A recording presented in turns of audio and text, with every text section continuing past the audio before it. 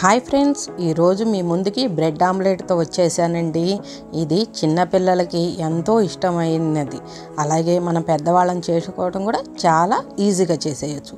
దాన్ని కొంచెం హెల్తీగా ఎలా చేసుకోవాలో చూద్దాం.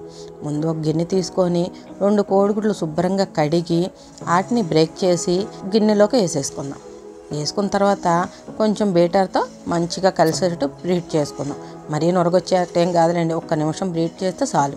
దాంట్లోకి 1/2 స్పూన్ పసుపు, 1/2 స్పూను ఉప్పు, 1/2 స్పూను కారము వేసి చక్కగా అది కూడా కలిసేటట్టు బీట్ చేయండి.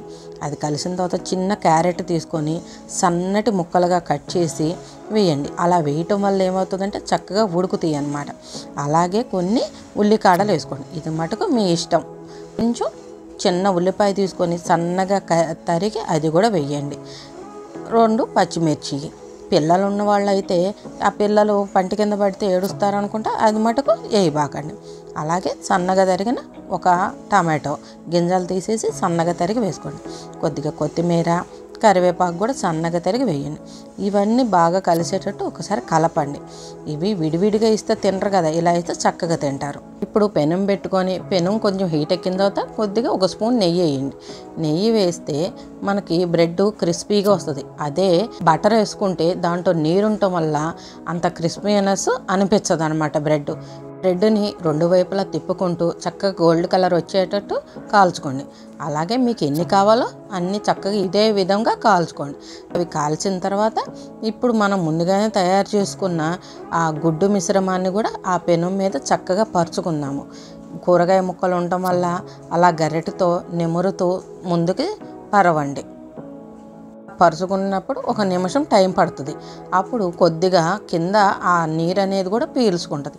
తరువాత మనం కాల్చుకున్న బ్రెడ్ని మధ్యలో పెట్టి చక్కగా అట్లకాడతో 4 వైపులా దాన్ని అలా మడవండి. మడిస్తే ఆ తేమ ఉంటుంది కాబట్టి ఇట్టే మీకు ఫోల్డ్ అవుతుంది. ఆ ఫోల్డ్ చేసుకున్న తర్వాత రెండో వైపుకి కూడా తిప్పి 1 అర నిమిషం ఉంచి తీసేసుకోండి. ఇలా బ్రెడ్ మనం ముందుగానే కాల్చుకోవటం వల్ల కోడిగుడ్లో ఉన్న పచ్చి అనేది బ్రెడ్ పీల్చుకొని స్మెల్ రాకుండా మనకి చాలా టేస్టీగా ఉంటుంది. సర్వ్ చేసేసుకోవటమే. పిల్లలకి ఇచ్చేటప్పుడు మీరు చక్కగా టమాటా సాసు, మయోనీస్ వేసి ఇస్తే ప్లేటు ఖాళీ చేసేస్తారు. హెల్తీగా తినాలనుకుంటే సాసులు అవాయిడ్ చేసేసేయండి. చూశారు కదా, ఎంతో సింపుల్గా చేసుకునే మన బ్రెడ్ ఆమ్లెట్ రెడీ అయిపోయింది. ఇది పొద్దున పూట పిల్లలకి బాక్స్లో చేయడానికి ఈజీగా చేసుకోవచ్చు. లేదా సాయంత్రం పూట వాళ్ళు స్కూల్ నుంచి వచ్చేసరికి చేసి పెడితే ప్లేట్ని ఖాళీ చేసేస్తారు.